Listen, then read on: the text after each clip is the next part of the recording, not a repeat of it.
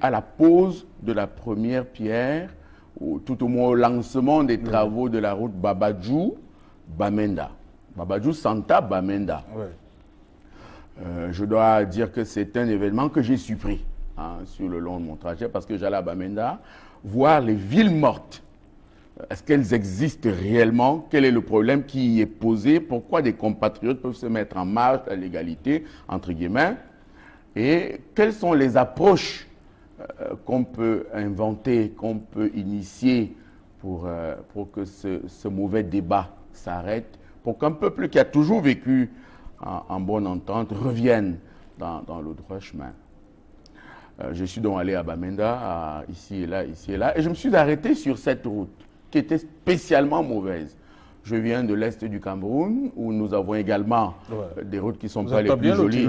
Qui sont pas les plus jolies du Cameroun.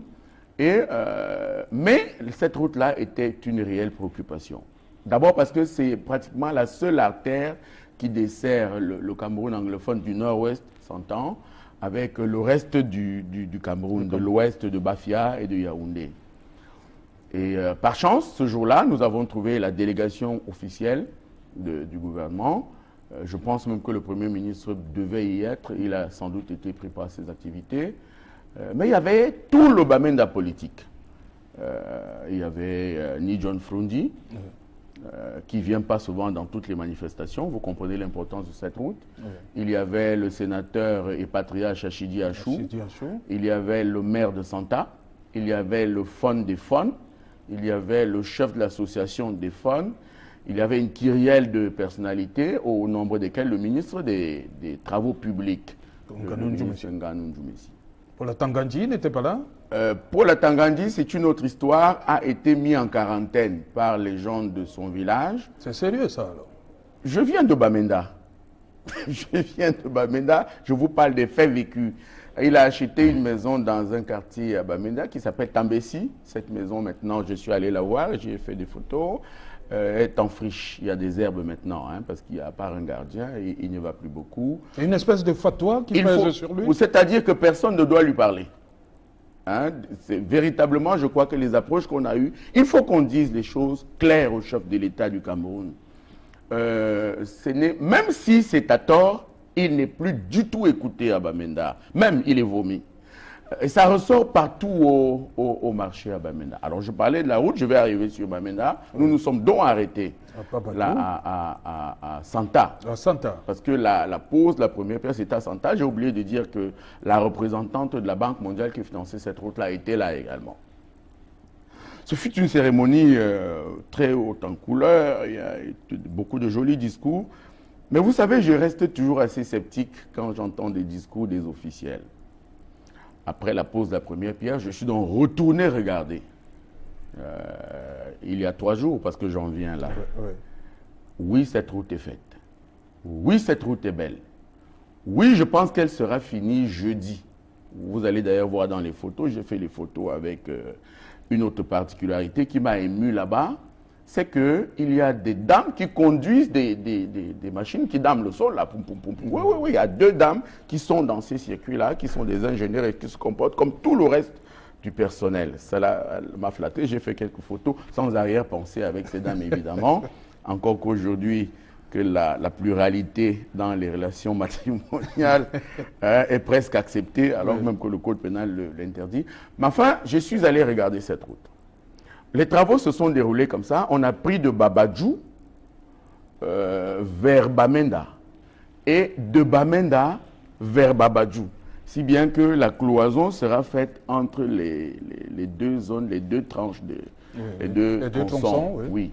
J'ai regardé l'investissement financier. Je pense qu'il peut répondre à la qualité des travaux que j'ai vécus sur place. J'en parle parce que j'ai entendu quelqu'un dire dans les réseaux sociaux que des gens vont se coucher à terre pour se fâcher parce qu'il n'y a pas cette route.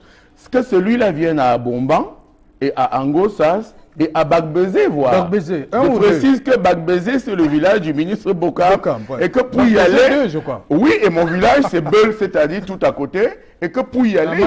Oui, et que... Voilà, c'est cela. Non loin de Mayos. Vous connaissez bien l'endroit. Il y a donc Mayos, Bagochout, Abambé et Beul mon village natal. Oui. Et donc, pour traverser la digue, pour aller prendre une voiture à Mayos, parce qu'il faut se lever tôt, même quand vous avez votre 4x4, j'en ai un grâce à Dieu, vous le laissez de l'autre côté de la rivière, vous prenez la pirogue. Oui. Parce que, alors, je propose à ces gens d'aller voir ce qu'il y a chez moi, avant d'aller se coucher à terre à Bamenda. Vous savez, ça a été, on a fait un peu le tour du nord-ouest. Ça m'a coûté quelques argents, mais il fallait que je voie réellement de quoi il s'agit. Cette région-là commence à être parmi les plus développées en infrastructure routière. Peut-être que si les revendications étaient celles routières, qu'il faudra les déplacer pour parler d'autre chose. Et que ces gens qui disaient vouloir gréver, je les invite instamment à m'appeler à Yaoundé pour venir à Bakbézé. Je précise que le ministre Bogam a été ministre des Travaux publics pendant 6 ans. Donc, pour venir chez moi, il faut prendre la pirogue parce que le Nyon a débordé et a emporté la digue. Comprenez? Voilà, donc il faut à toute chose mesure, savoir garder. Mesure, savoir garder. Peut-être féliciter les initiateurs de la chose. J'ai vu que la Banque mondiale a très largement financé cette affaire et que peut-être pour une fois, je parle sur le contrôle des travaux que j'ai vu, qu'il n'y a pas eu de grosses distractions de fond. Mais l'histoire dira.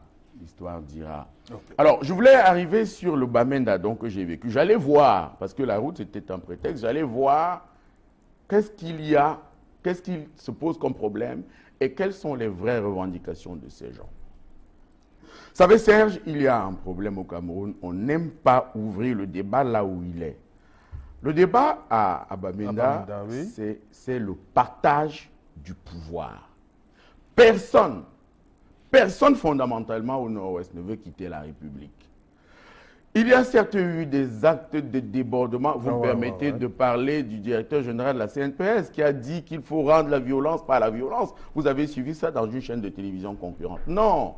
Non, on ne répond pas à la violence par la violence, surtout quand il s'agit d'un peuple. Parce que la violence provoque des débordements qu'on ne peut plus contrôler. Et donc, j'ai parlé avec des gens. La première chose, quand vous arrivez à Bamenda, tout le monde parle anglais et français. Cela veut dire que tout le monde accepte le bilinguisme comme un acquis. Première chose. Deuxième chose, personne ne rejette quelqu'un venu d'ici sur la base d'une acceptation politique ou d'une considération clanique. Oui. Il y a un fait fondamental. Les gens disent il y a 6 ministères chargés de l'éducation au Cameroun. Des jeunes, des écoles de formation, le MIREX, le MINSUP, l'enseignement supérieur, l'enseignement secondaire, éducation. Il n'y a aucun de ces ministères qui est géré par un anglophone. Depuis la mort du ministre Ekbetabi, ça date, Serge, vous étiez plus jeune, il n'y a plus un ministre d'État anglophone. Il n'y a plus un ministre anglophone, le jeune Elung Polché, qui a continué à rester directeur de la CSPH et ministre délégué aux Finances, n'est quand même pas le ministre des Finances. C'est pour dire qu'il n'y a pas eu un ministre des Finances anglophone. Si je parle du ministre de la Défense, chacun dira que c'est du domaine régalien du chef de l'État. Oui, mais quand on gère un Cameroun pluridimensionnel, il faut penser à cette répartition qui apaise les communautés. Parce que nous sommes aujourd'hui à l'apaisement des communautés. Quel ministère de souveraineté ces gens ont géré? Aucun, il faut bien le dire.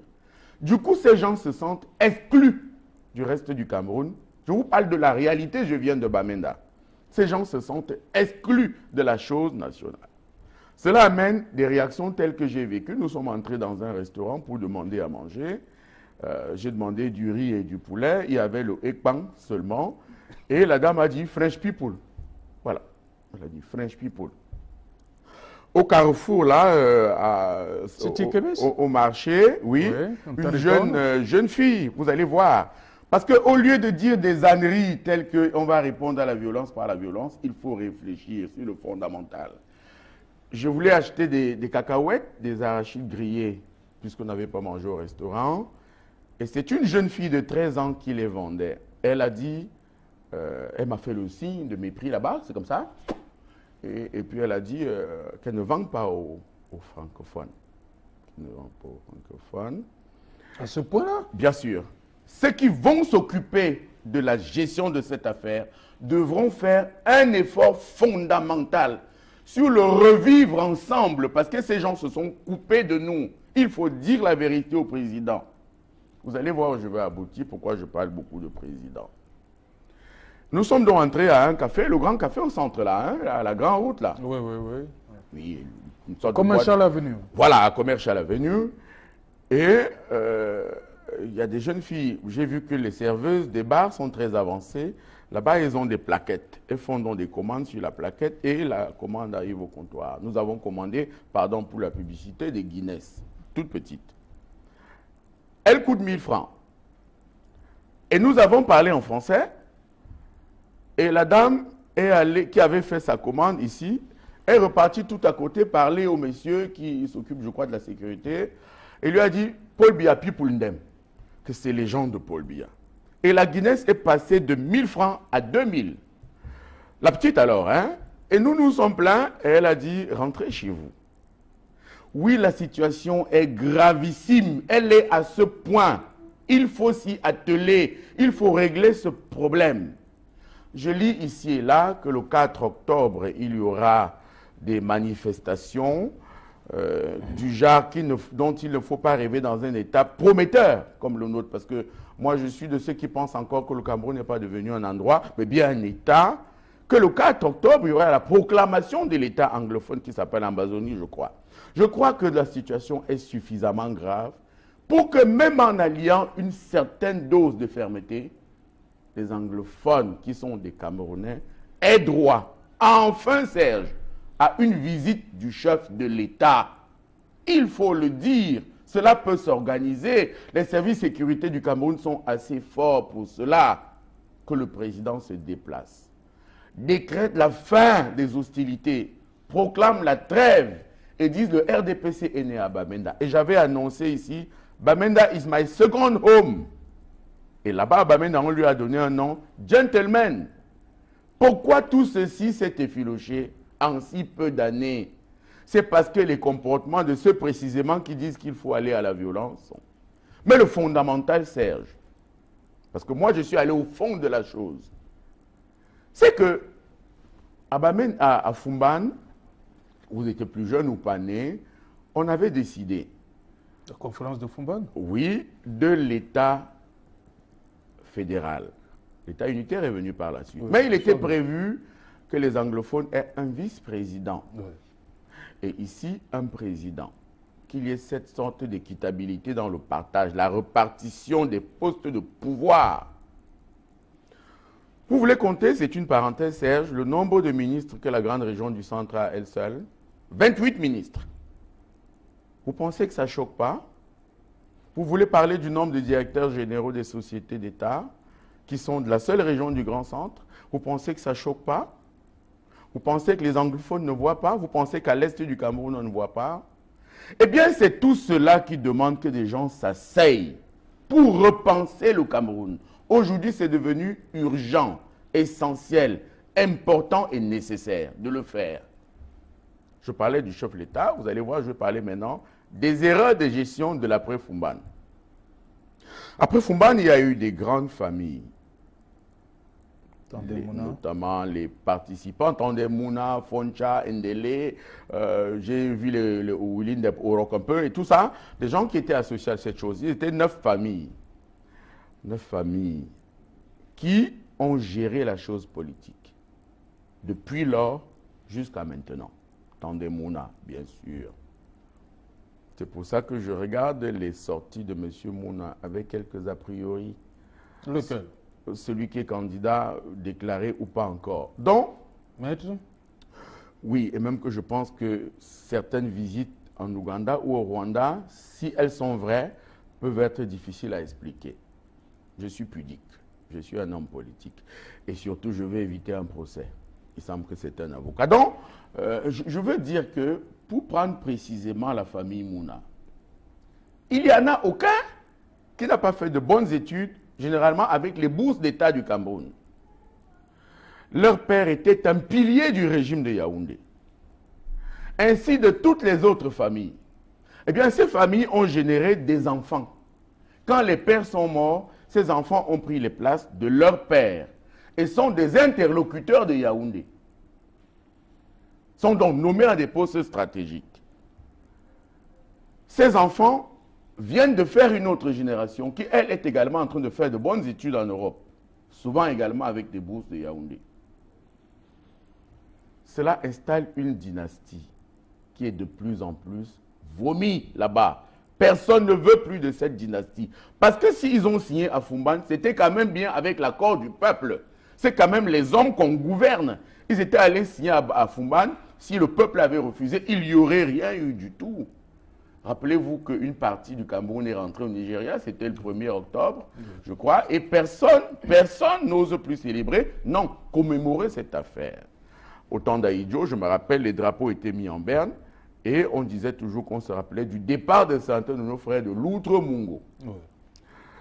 Et je ne sais pas pourquoi on l'a oublié aujourd'hui, de même que je trouve presque maladroit d'avoir enlevé la 2e étoile du drapeau du Cameroun. Des hagiographes essaieront de vous expliquer cela, mais je pense que ce n'était pas totalement intelligent. Donc, ces familles qui gouvernent, qui ont pris le pouvoir avec l'accord de Yaoundé, ont installé des dynasties là-bas. Or, une autre génération est née qui, elle aussi, a envoyé les enfants à l'école. Tant bien que mal. Plutôt mal que bien, d'ailleurs, parce que c'est souvent des fils de paysans. Et donc, ces enfants sont devenus diplômés de nos universités, de nos écoles, à la sueur du front de leur père, quelquefois paysans, quelquefois mal payés, quelquefois souffre-douleur de nos sociétés très inégales dans la gestion des salaires. Eh bien, ce sont ces jeunes-là qui marchent à Bamenda. L'essentiel des gens qui marchent à Bamenda, ce sont des jeunes Serges, de 15 ans. Rappelez-vous la jeune fille qui a refusé de me vendre des arachides à Commercial Avenue. Elle avait 13 ans.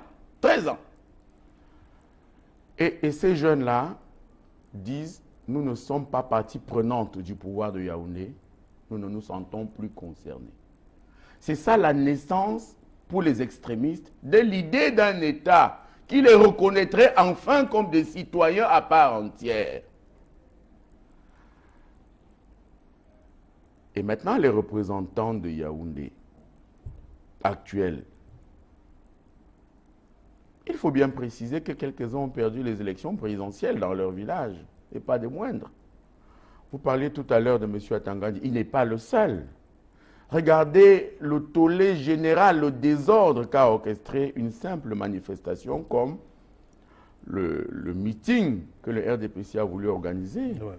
Cela a été pris comme la provocation. C'est ce qu'ils ont voulu dire à Yaoundé. Mais non, cela a été pris comme un rejet. Parce que plus personne fondamentalement de Bamenda n'est venu. Il n'y avait pas de gens de Bamenda dans cette affaire. C'est des gens venus d'ailleurs, que tout le monde sait et chacun sait qu'on a transporté des gens pour Bamenda pour faire foule. Et donc, des gens qui ne sont pas de là, qui sont eux-mêmes presque anglophones, rencontrant leurs frères qui souffrent dans leur chair et qui disent « Mais c'est pour vous aussi que nous nous battons. » C'est le clash qu'il y a eu. Il n'y a rien eu d'autre.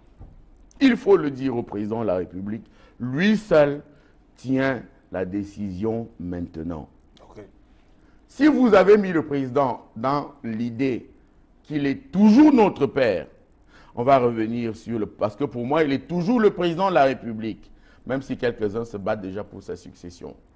Même si quelques-uns peuvent nous frapper, parce qu'ils sont directeurs de la CNPS et sans doute proches de sa famille, nous pensons qu'il est toujours le président de la République. Et que si Serge, on lui avait dit d'aller à Ezeka, de prendre l'hélicoptère, d'y arriver, de regarder le désastre, de regarder le drame, la tragédie, eh bien cela aurait pensé pour un peu les plaies et les gens se seraient méfiés. Repartez à EDA, l'hôpital d'EDA est redescendu là où il était avant. Il n'y a toujours pas de mercurochrome. Vous savez qu'il n'y a pas d'électricité à l'hôpital. Donc voilà des choses qui demandent que le chef de l'État arbitre pour que nous nous sentions protégés face à, pardon de dire les choses comme ça, à tous les usurpateurs qui revendiquent à tort ou à raison la proximité avec lui. Ok. Merci Chantal Roger. On va justement rester dans ce... Vous pensez que j'ai le droit de boire un verre de...